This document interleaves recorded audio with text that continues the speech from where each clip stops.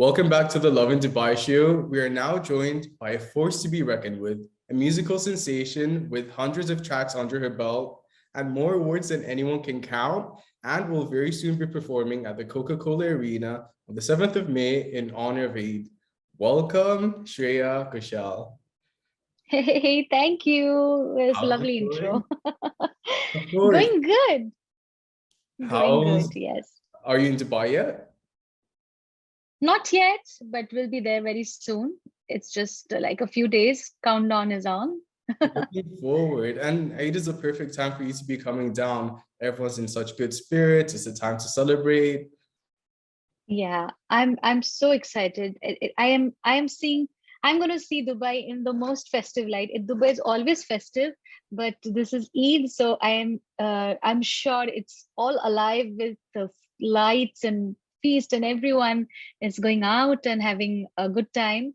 I hope they all go out and come straight into my arena, Coca-Cola Arena, on the What 7th of better May. plan? What better plan? So you are one of the most notorious, renowned, recognizable, and busiest women in entertainment in India. I want to know, what's a regular day in your life like? Let me give you the actual honest truth. Um, there was a time when I would, from the morning, be out, you know, doing songs and dubbing and recording new tracks and come back home very late. But now my life is quite changed. I'm a very new mom to a 11-month-old now. Congratulations. So, so my day, the half of my day is totally taken by the little boy, and I after that the the rest of the day is totally in the studios and creating songs that I will eventually take to my concerts and give to the audiences. And so yeah, this is my typical day. There's nothing beyond it. There's no partying hard, there's nothing, just keeping life going and doing some good music. That's all my life is. Will the Dubai audience get a sneak peek of any upcoming projects? Well, there are a lot of songs which have anyway just released. So there are a lot of new songs that I will be performing on the stage. For example, Jab Saiya from Gangubai Kathiawadi. This just released, and I have just before I did my the UK tour, but now I'm going to bring this song to Dubai too. So I mean, there are so many songs that I keep doing, and many a times I have not probably sung them on my shows, but I will be incorporating a lot of these songs which I sang and recorded. These songs became big hits during the pandemic, and all these songs were recorded from home, from the remote way of working that the whole world was working like that. I was also doing that. Say it's Param Sundari or Chaka Chak. These songs became quite big hits, and so I'll bring them in the concert. I hope everyone will enjoy and sing along. Exactly. Was the creative process different during the pandemic and being isolated? Did you have to think of different ways to keep the creative juices flowing? Yeah, it was quite different. The whole way of working changed for especially the artists. We uh, we live off the collaborative energy from when we are in the studio. We are there is a constant banter. What will work, what is not going to work, let's try this, let's try that. So we had to adapt. I had to adapt, and I was my own engineer, my own, I learned how to record my music my own way. I set up a small little section in the studio, was converted of my house was converted into a small makeshift studio. um, and I learned to firstly the technical knowledge. I had to learn first before anything else. But I actually felt that somewhere in isolation, I think my some of my songs worked better when I was recording in isolation. But some songs I felt I should have done it with the composer in the studio, because depends from song to song. Sometimes I feel I'm given more freedom. I have more freedom to add my ideas in a song, um, and then properly, visualize how it's going to sound in the end. And sometimes I leave it on the composer and the songwriter to figure it out. I'm going to give my all my ideas. Now you choose what you like. So Can you uh, tell me how you think you've evolved since the start of your career until now? Do you think there's been a change in who you are as an artist? absolutely, I have learned so much in this journey. Um, this is the 20th year of my film career, and Congratulations. 2022. Thank you so much. So I will be, of course, celebrating the 20 years in this show at on the 7th. Uh, but I feel every song that I've sung was had its own magic because I was at that age, and that was my creative way of looking. My voice had not matured during the earlier years of my career. I feel I sounded so different then. Now I sound different. So of course I've evolved as an artist, and I've collaborated with so many talented people, my seniors, my contemporaries, even the new generation uh, writers, songwriters, composers, singers who are coming. So I learn the whole time from everyone, everything that I listen to. So I believe I'm evolving every day, and I would like to evolve and I learn more. Otherwise, it's boring, no, to keep thinking in the same way. 20 years have already passed, and I feel, oh my God, it feels like a big number, but it just feels like it was just yesterday that I was doing, say, Barsore Megha. It was just about few years ago, but it's actually 2007 that I did that song, Guru. um, yeah, time just goes, so we have to make the best of the time and keep up with the music which is happening around, and be a step ahead from what you are at That this was moment. actually my follow-up question. If you thought that there was a sense of adaptability and going with the times, Yes. would you say that different tracks and different albums represented different periods of your life and growing up?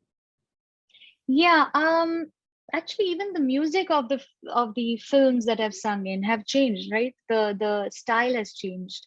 The songs that used to happen, say in 2005, 6, 7, that, you know, early 2000 was so different. I don't think I will have a song like Teri Aur now. Right now, I don't think a song like Teri would get made in this era or in this time in 2022. So music in itself has changed, the styles, and um even yeah, of course, and how all the music is consumed is also changed. People are listening to music very differently.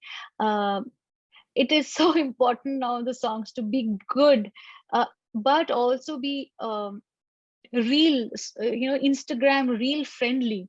So it has becoming, it is so different to even think that how to even get reach, how do I make sure that the song reaches to my audiences. So of course I don't put that much thought to my work. That is the job of the music companies and the labels, but it is very different. So everything is changing, and we have to evolve with time, and be aware and alert about this. We can't not be cognizant of the fact that I am catering to the generation which is listening to music like this.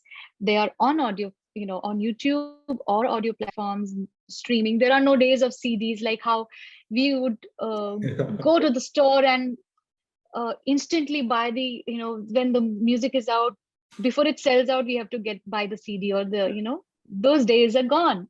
It's all on phone. Speaking of, So yeah. sorry, I was No, gonna but I mean to say that the music, when I look back, we used to have a 5-minute song also, sometimes 6-minute songs.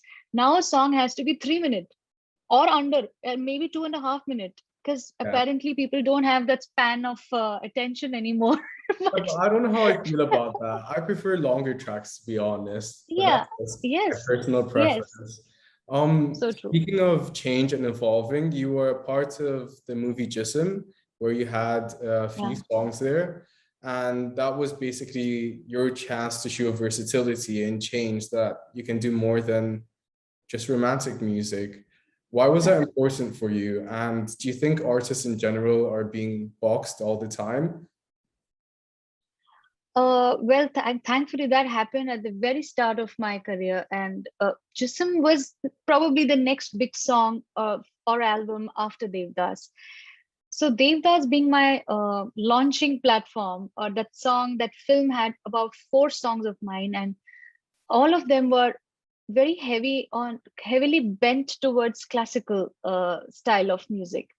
Uh, so probably a lot of people started already stereotyping that Shreya Ghoshal is a classical based singer. She sings that kind of music. So Jism even happened after a whole year passed, and that's when this particular song came to me. And Jadoo Hai Nasha Hai uh, kind of changed the game, because Mr. MM Kirwani, who thought that my voice would justify a character which is so bold. Yeah. That film, it was quite a, probably today, if the song, if that film comes, it would not even, bother people. But that time, everybody was shocked. It Yeah. was very bold for that time.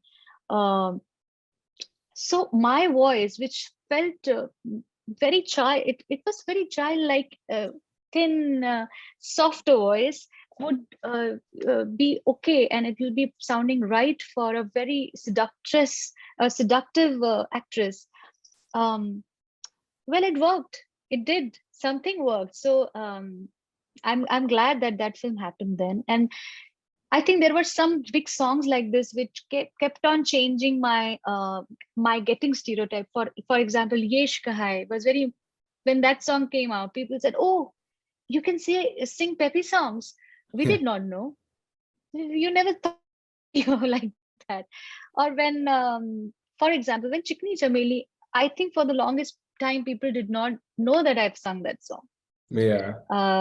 Yes, it was very unrecognizable. But the fact that uh, I wish always, that's why I keep singing all kinds of songs, and in every genre, every language possible, because I myself get bored. I cannot hear myself, my own voice in the same kind of songs. I need to have different kind of songs to even listen to my own, playlist or my own discography. So that is one conscious decision that I've made in my life, to keep stay versatile. So, do you think that this is a thing that reoccurs? Because Miley Cyrus was in Hannah Montana, and then she specifically rebelled in order for people to look at her as a different light. And Lady Gaga went from having most outrageous looks to more chilled. And the same in our region with Nasi Adram. Um, why do you think this happens in general? Why are artists boxed in a certain way? I think it's not that artists get boxed. It's just once the song or something really hits with the audiences, when your few songs which become so relatable to audiences and start loving you for those songs and those albums, people expect, okay, she's my, that's my jam. She's my artist. That's the music that I love to listen to from her. But that expectation does not mean that if you change, if you do something different, they will reject you. But that fear, kind of, the whole system then forms accordingly. Like, we start thinking on formula. This worked. Why should we even try different? Because the commercial part of it, say a music label, and the people who are in the middle, who are the agents and the people who are trying to make that album for you, they say, don't, this works for you, do not, what's the point of changing your style or your look or anything, um, because what if it does not work? So that fear is not from the artist. I feel sometimes it's more from the people who are managing the artist and the music making, companies and the labels. They kind of put that fear in the mind of the artist and make those decisions. But it's up to the artist. They have to put their foot down that I'm done. I need to change. I feel bored. And the moment they do that, when they do what they really feel in their heart, it instantly connects with the audiences, because the audiences love you for your honest voice and your personality, your way of singing, your way of expressing emotions. It doesn't matter in what way you're doing. Whatever you're going to do, it's going to be still you. So, The true uh, stats are always going to be there. yeah, Well, Shreya, hopefully. thank you so much for joining us. We're looking forward to the concert. Congratulations on everything you've accomplished. And guys, don't forget, 7th of May, Eid celebration. No better way to celebrate. That's it from us from the Lovin Dubai show. Same time, same place, every weekday. Goodbye.